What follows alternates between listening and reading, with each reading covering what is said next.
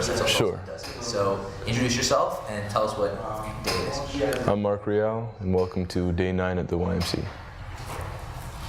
Cool. So what are we doing on day 9? Well, Day 9 is our big wrap-up. So last week we had a chance to kind of go through a lot of the aspects towards deploying our site.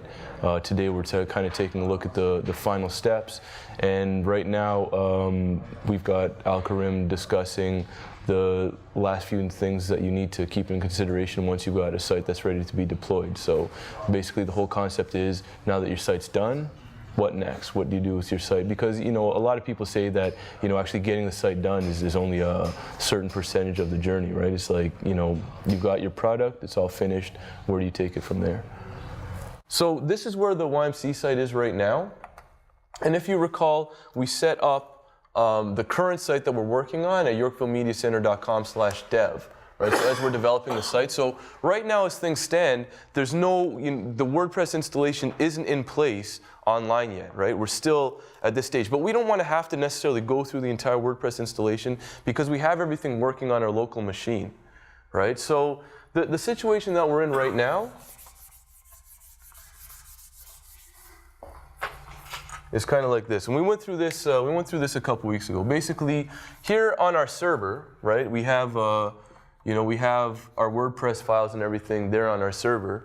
And here's us down here on our development machine. So we also have our WordPress files down here, but in addition down here, we also have our database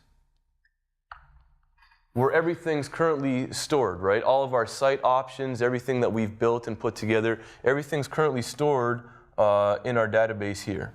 Right, so we've got our WordPress files in our database. That's why we're able to see the whole interface and everything on our local machine. But right now, what we have uploaded is we just have the files. We don't have the database content up there yet. Right? So right now our database online isn't set up to, you know, to do anything. Right now it's still saying that we need to set up our whole database. So we don't necessarily, again, want to go through the installation. Basically what we want to do is we want to take our database down here and kind of transplant it into that database online.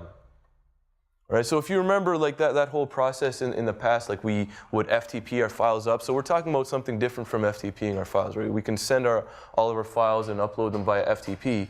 But now we're in a situation where we need to take all the stuff that we've done and all the configurations that we made in our database down here, we need to somehow put them online.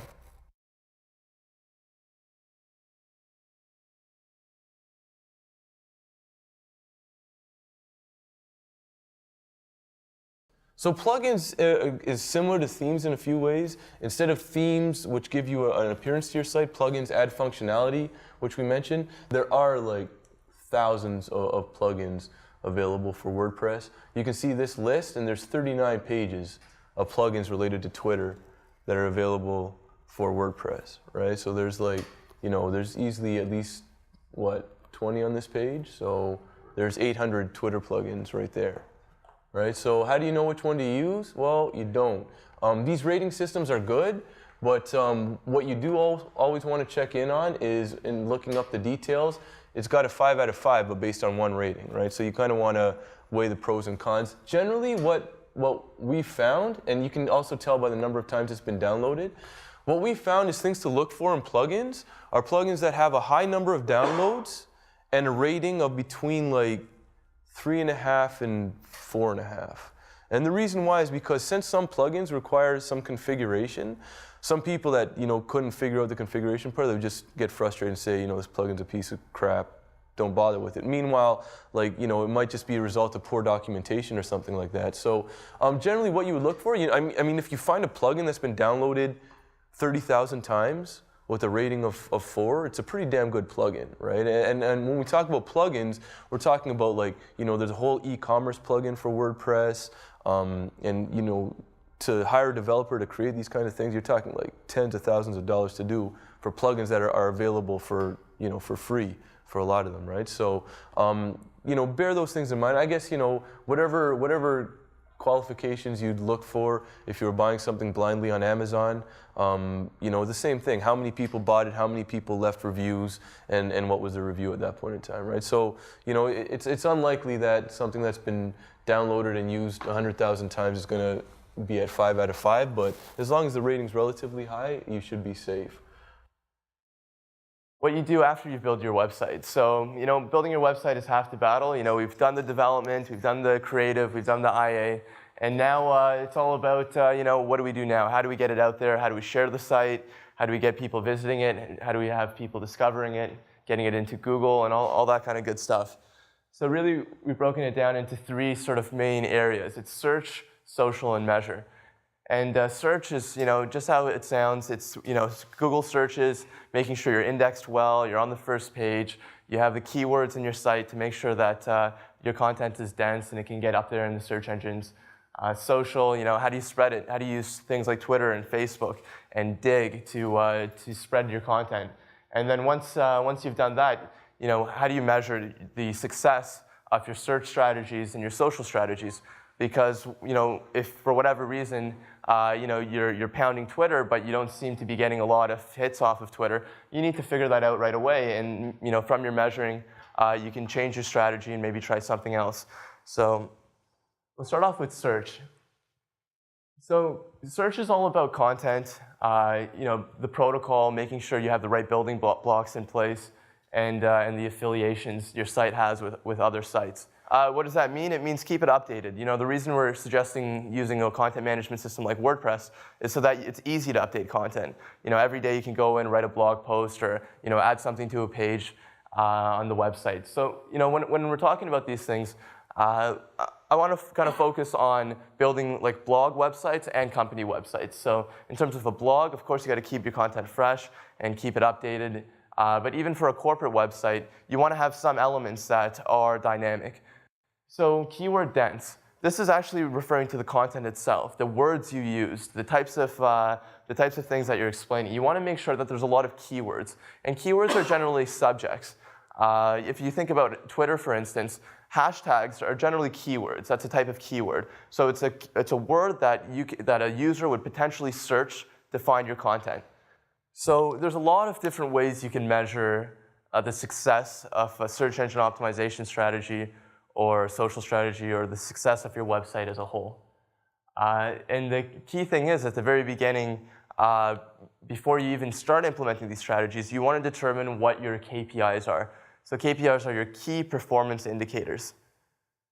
So you want to set targets. You want to understand sort of what your KPIs are, and you want to set targets. So that's pretty much it. Now that now that we know like how to push our content out there, like let's measure. Let's make sure we're doing the right thing, and let's see this as a very dynamic thing. So we don't just make a social strategy or a search engine optimization strategy and then say, okay, we're done. Our site's live. Let's just leave it out there and see what happens. This is something you got to visit over and over again, and it's difficult. As you can see from the BeNotion site and some of the tools I was showing you, we don't even do a very good job constantly updating our site, following the metrics, and making sure that we're doing the best job we can, because it takes time. And there's a lot of shops out there, they're called like SEO houses, that do a lot of this stuff for you. And I should consider probably contracting one. What were some of your highlights some of the things that stood out to you this season? Highlights? I mean, the guest speakers, number one. Like, we had more guest speakers this season than we ever had. That was number one. Number two, highlight had to have been the fact that we had a chance to get the stuff chronicled in video form. That's going to turn the YMC into a whole new thing that we don't even fully know how exactly we're going to proceed with it, but like, I mean, it's all looking positive. Another highlight was the actual project we got a chance to work on. We had a chance to revisit the actual YMC site for the first time in since we originally developed it, right? I mean, it's the first major overhaul that we've had a chance to take a look at what exactly it is and how it is that we're going to be using it. So that's there. The actual people that came around this time, just another really fascinating cast of characters, coming in to check it out. All different people from all different situations, working on some really interesting projects. So the people in the net just watched the YMC series. Yeah. Now what? What else can they do to improve their programming skills? They need to, number one, be resourceful, right? So take the videos for what they are and check out as many things as they can. Check out the new YMC website when it's available, theymc.com. Check out the videos, check out the related content.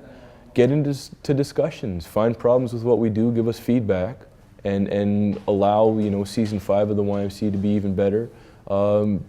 Create your own content along the way, right? As you learn and progress through it, if you find, you know, interesting new techniques that we might not have covered, like, you know, things change really quickly in this industry, and you know, more than anything, help us out and let us know how, you know, we can make what we're doing even better.